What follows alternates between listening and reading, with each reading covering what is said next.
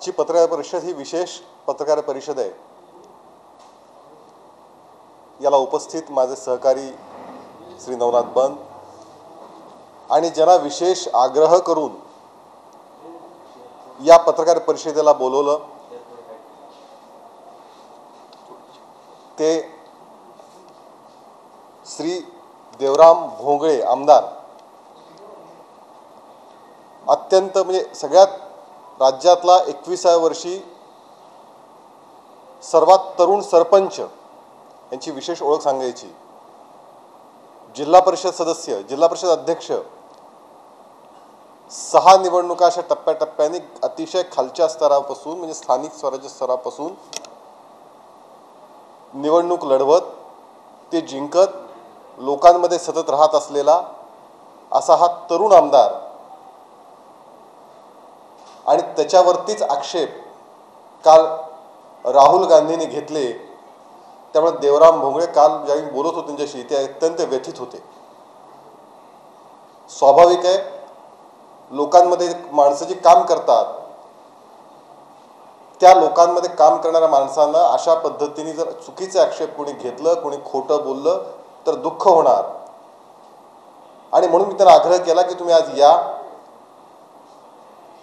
आणि तुमच्या व्यथाही मांडा. आज ते आलेले आहेत. खरं म्हणजे वोट चोरीचे बादशहा राहुल गांधी यांचा कालचा सो कॉल्ड हायड्रोजन बॉम्ब म्हणजे भिजलेला सुतळी बॉम्ब आहे, जो पेटत पण नाही आणि उडत पण नाही. काल त्यांनी अख्ख्या पत्रकार परिषदेमध्ये महाराष्ट्रातल्या राजुरा विधानसभेचं नाव घेतलं आणि राहुल गांधी केवळ वोट चोरीचे बादशाह नाहीत तर खोटं बोलण्यात मध्ये सुद्धा त्यांची मास्टरी आहे हे काल त्यांनी सांगितलं. काल ते असं म्हणाले की राजुरा विधानसभेमध्ये 6800 मतं ऍड केली गेली. प्रत्यक्षामध्ये राजुरा विधानसभेमधून 6868 मतं डिलीट करण्यात आली. म्हणजे राहुल गांधींचे सल्लागार कोण आहेत माहिती नाही. राहुल गांधी इतकी ढळढळीत खोटी माहिती कुठून आणतात माहिती नाही. ही खोटी माहिती इतक्या आत्मविश्वासाने कशी देतात तेही कळत नाही. जी माहिती जी मतदार 6800 ऍड जरी सांगतात, प्रत्यक्षामध्ये 6868 मतं डिलीट करण्यात आली. ही वस्तुस्थिती आहे. दुसरं,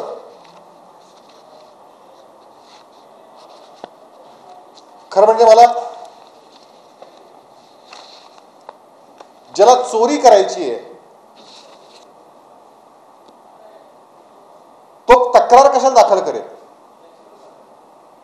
या विधानसभेमध्ये चुकीच्या पद्धतीने मतदार नोंदणी सुरू आहे अशा प्रकारचा आक्षेप 1 वर्षापूर्वी भारतीय जनता पार्टीच्या तिथल्या अध्यक्षांनी निवडणूक तिथलं स्थानिक निवडणूक कार्यालय, तहसीलदार आणि पोलिसांना दिलं होतं. हे ते तक्रार पत्र आहे आणि याच तक्रारीवरती पोलिसांनी FIR दाखल केली. त्याच्यावर तपास झाला. 21/10/2024 हे पत्रक आहे. भारतीय जनता पार्टीनी बोगस मतदार किंवा अशा पद्धतीचा काही वेगळा प्रकार होतोय हे लक्षात घेऊन तक्रार दाखल केली होती. जर अशा पद्धतीने काही करायचं असतं तर कोण तक्रारदार जाऊन अशी तक्रार करेल याचं साधं भान राहुल गांधींना नाही. हे दुर्दैवी. राजुरा विधानसभेमध्ये लोकसभा म्हणजे मागची विधानसभा आणि ही विधानसभा, राजुरा विधानसभेचं एक वैशिष्ट्य आहे. गेले 3 विधानसभा 2014, 2019 आणि 2024 या तिन्ही विधानसभामध्ये निवडून येणारा उमेदवार हा साधारणतः 2-2.5 मतांनी येतो.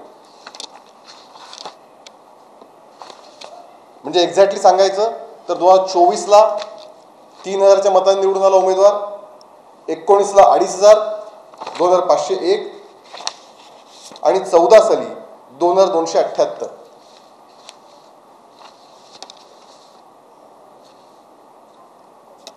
आश्चर्य म्हणजे भारतीय जनता पार्टीची 70,000 मतं कायम आहेत. एक्झॅक्ट सांगायचं 71 जणी वर काही मतं मिळालेली आहेत विधानसभेला. काँग्रेसची 9,000 मतं तिथे वाढलेली आहेत. काँग्रेसला 60,000 मतं होती, ती 69,000 झाली. माझा प्रश्न आहे राहुल गांधींना की मतं वाढली ती काँग्रेसची आहेत. मग काँग्रेसच जे कालपासून आम्ही सांगतोय व्होट चोरीचे बादशाह राहुल गांधी आहेत, ते इथं पुन्हा एकदा दिसतं. भारतीय जनता पार्टीला 70,000 मतं होती, ती 71,000 मतं झाली आणि काँग्रेसला 60,000 मतं होती, ती 69,000 मतं झाली.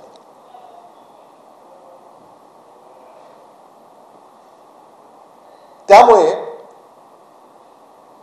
राहुल गांधी आणि काँग्रेस महाराष्ट्रातल्या मतदारांचा अपमान करत आहेत आणि जर त्यांनी तो अपमान माफी मागितली नाही तर येत्या स्थानिक स्वराज्य संस्थेच्या निवडणुकामध्ये महाराष्ट्रातली जनता या अपमानाबद्दल काँग्रेसला धडा शिकवल्याशिवाय राहणार नाही. राहुल गांधींनी त्या मतदारसंघात जी काही 69,000 मतं काँग्रेसला मिळाली त्या मतदारांचाही अपमान केला, जे काँग्रेसचे मतदार आहेत. एका ओबीसी आमदारावरती तिने आक्षेप घेतलेला आहे. भोंगळेजी हे ओबीसी समाजातले अत्यंत सामान्य परिस्थितीत भारतीय जनता पार्टीचा कार्यकर्ता, 25 वर्ष काम करणारा कार्यकर्ता, सरपंचापासून आज आमदारकीपर्यंत लढत लढत आज आमदार झाला आहे. ओबीसी विरोधातला डीएनए काँग्रेसचाच आहे. आज ओबीसी समाजातल्या आमदारावरती आक्षेप घेत राहुल गांधींनी पुन्हा एकदा आपला ओबीसी विरोधी चेहराही दाखवून दिलेला आहे. त्यामुळे महाराष्ट्रातल्या जनता येणाऱ्या निवडणुकीत जर माफी मागितली नाही काँग्रेस पक्षाने तर पूर्णपणे ताकदीने काँग्रेसला धडा शिकवल्याशिवाय राहणार नाही. मी याबद्दल कालपासून जे अस्वस्थ आहेत त्या ठिकाणचे भारतीय जनता पार्टीचे आमदार, त्यांना मी विनंती करतो की तुम्ही तुमचं व्यथा मांडावे.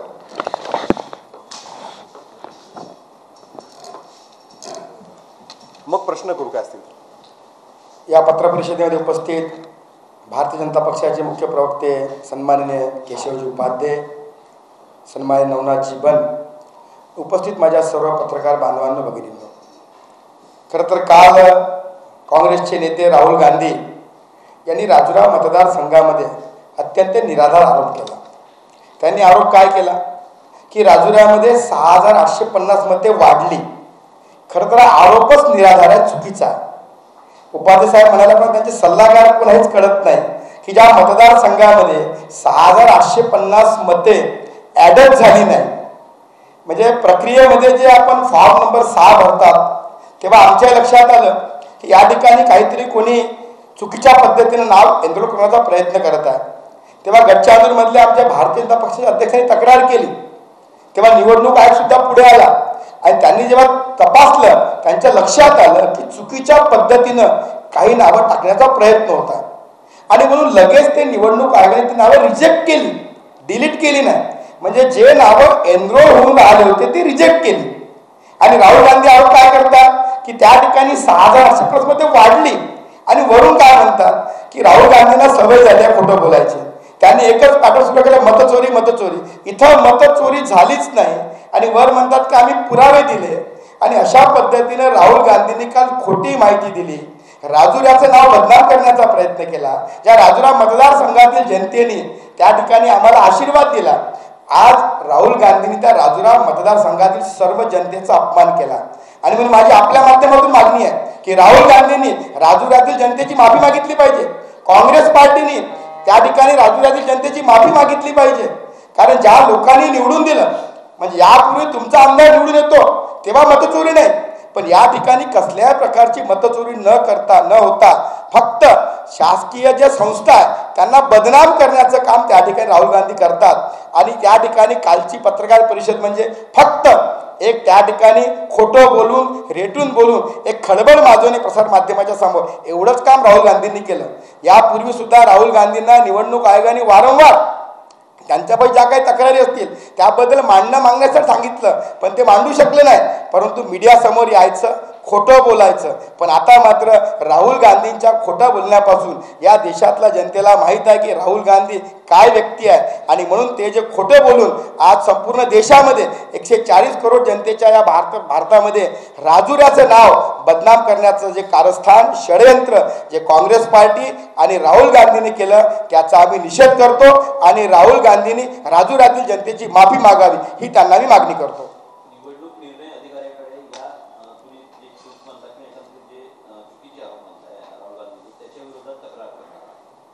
आम्ही ऑलरेडी तक्रार केली आहे. आता उपाध्याय साहेबांनी तुम्हाला पत्र दाखवला ते 21/10/2024 मतदानाच्या 29 दिवसापूर्वी ती तक्रार आम्ही केली आहे. त्याची रिसिप्ट कॉपी सुद्धा आमच्यापाशी आहे.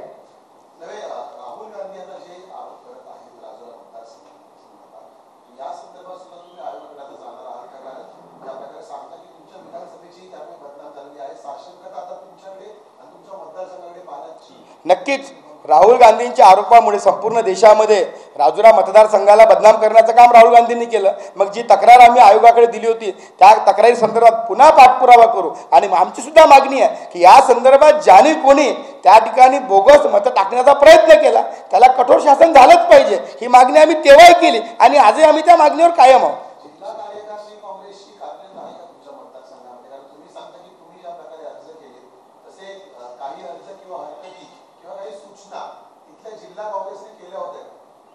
नाही, जिल्हा काँग्रेसने काय केलं तेव्हा मला त्याची कल्पना नाही, परंतु त्यांनी फक्त ते हवेत गोळीबार करण्यामध्ये त्या ठिकाणी पुढे असतात. परंतु माझं आता या माध्यमातून राहुल गांधींना आव्हान आहे की तुम्ही राजुरातील मतदारसंघात जनतेवर आरोप केला, पुढल्या निवडणुकीमध्ये तुम्ही राजुरा मतदारसंघात या. भारतीय जनता पक्षाचा सामान्य कार्यकर्ता सुद्धा राहुल गांधींना पराभूत केल्याशिवाय राहणार, हे माझं त्यांना आव्हान आहे. मतदार यादीत कुठे घोडच नाही आहे. म्हणजे मी तुम्हाला आधीच म्हटलं की त्यांचा आरोपच मुळात चुकीचा आहे. म्हणजे राहुल गांधींना जे कोणी सल्लागार आहेत त्यांनी तपासली पाहिजे यादी. जे 10-11 हजार मतदार वाढले आहेत ते रेग्युलर प्रोसेसमध्ये मतदार वाढले आहे. हे मतदार फक्त राजुऱ्यामध्ये वाढले नाही. आपल्याला माहीत असेल की लोकसभा आणि विधानसभेच्या निवडणुकीमध्ये 6 महिन्याचा कालावधी होता आणि निवडणूक आयोगाचा प्रयत्न असतो की जो कोणी 18 वर्षाचा होतो व्यक्ती त्याला तो अधिकार प्राप्त झाला पाहिजे, कोणी मतदानातून वंचित होऊ नये म्हणून स्पेशल ड्राईव्ह सुद्धा निवडणूक आयोग घेत असते. आणि हे फक्त आमच्या चंद्रपूर जिल्ह्यामध्ये 6 विधानसभापैकी 6 ठिकाणी मोठ्या प्रमाणात म्हणजे मतदार वाढले. टक्केवारी फार कमी आहे. जर समजा आम्ही लोकसभेचा विचार केला तर 2% मतं वाढले. आणि आपल्याला माहीत आहे की 18 वर्ष जेव्हा एखादा व्यक्ती होतो त्याला तो अधिकार प्राप्त होतो. आमच्याकडे 11,000 मतं वाढले. चंद्रपूर मतदारसंघात 17,000 मतं वाढले. वरोरा मतदारसंघात 10,000 मतं वाढले. बल्लारशाह मतदारसंघात 10,000 मतं वाढले. एवढंच नाही तर काल जेव्हा विविध माध्यमाला माझ्या मुलाखती दिल्या, आमचे नालासोपाऱ्याचे मित्र आमदार राजन नाईक त्यांनी मला फोन केला की त्यांच्यासुद्धा मतदारसंघामध्ये लोकसभा ते विधानसभा 36,000 मतदार वाढले. आणि आपण आज सुद्धा बघितलं असेल की आता जे नोंदणी सुरू आहे या ठिकाणी मोठ्या प्रमाणामध्ये नवीन मतदार नोंदणी सुरू आहे. कारण की येणाऱ्या युवकाला वाटते की या देशाच्या जडणघडणीमध्ये या देशाच्या लोकशाहीमध्ये माझं सुद्धा योगदान असलं पाहिजे. आणि म्हणून प्रत्येकाला वाटतं अवेअरनेस वाढला आहे आणि म्हणून 18 वर्ष झालेले लोक त्या ठिकाणी येत असतात.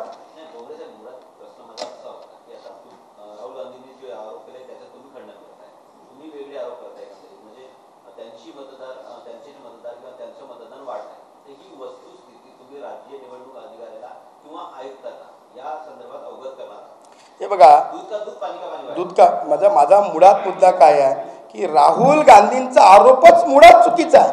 तुम्ही त्या घटनेचं गांभीर्य म्हणजे काल त्यांचा आरोप काय होता की राजुऱ्यामध्ये 6,850 मते वाढली आणि आम्ही मत चोरी केली, त्यांच्या उमेदवाराचा पराभव झाला. ही मते वाढलीच नाही. जी काही समजा मतं जी प्रक्रिया व्हायला पाहिजे होती त्या प्रक्रियेशिवाय जे नावं एनरोल होत होते ती नावं रिजेक्टच झाली.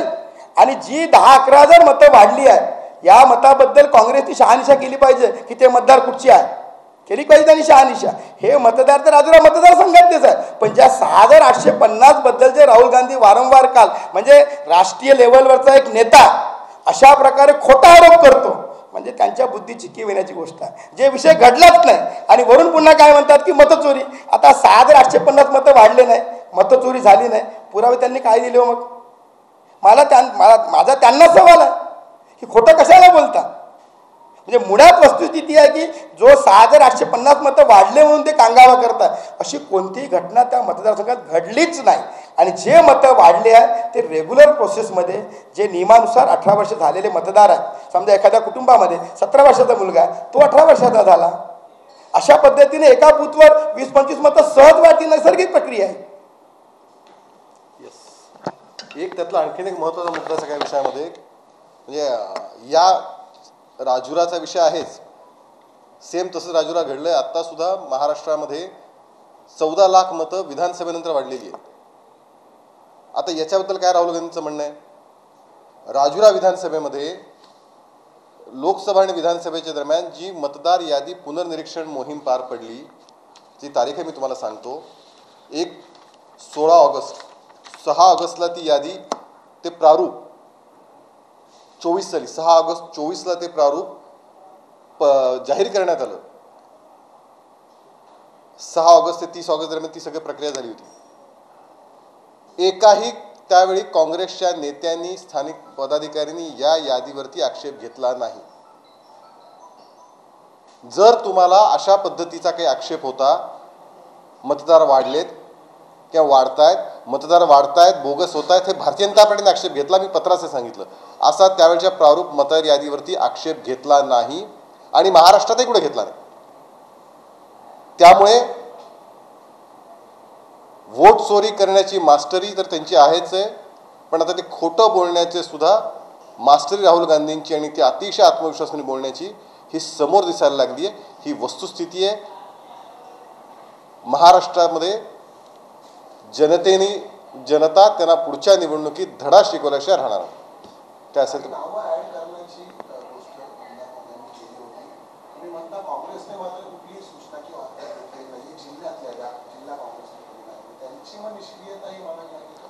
तेच सगळं ना काँग्रेसने, म्हणजे मी तुम्हाला कालच्या पत्रकार परिषदेमध्ये लेटेस्ट बिहारचं उदाहरण दिलं. ज्या बिहारमध्ये आत्ता प्रचंड मोठा गदारोळ काँग्रेसने केला, त्या ठिकाणी मतदार यादी पुनर्निरीक्षण कार्यक्रमाबद्दल ती 1 ऑगस्ट ते 9 ऑगस्ट दरम्यान ती जाहीर यादी केली होती. त्या यादीवर एक सिंगल आक्षेप काँग्रेसनी नोंदवला नाही. तीच परिस्थिती इथे झाली.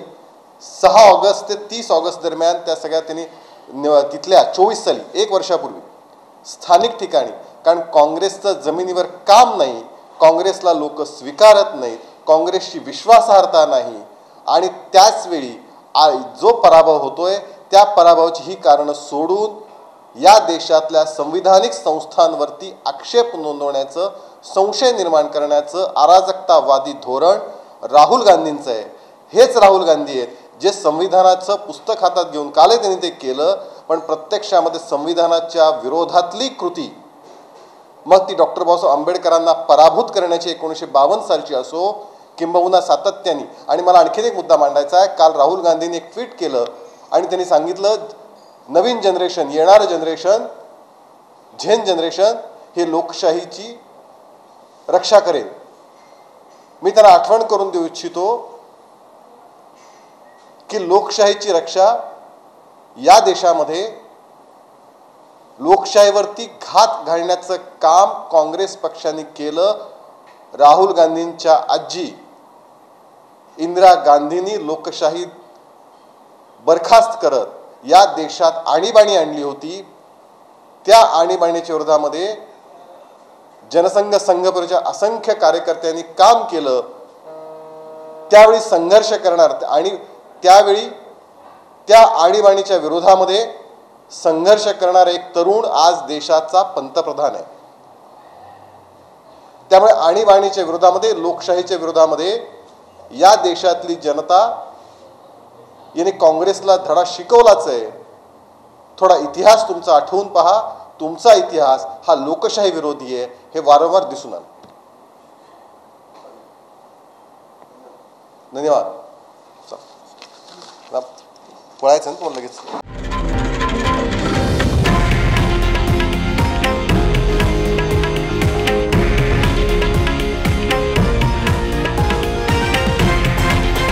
हे आहे देशातील नंबर 1 न्यूज नेटवर्क आणि आपण पाहत आहात TV9 मराठी, एकमेव.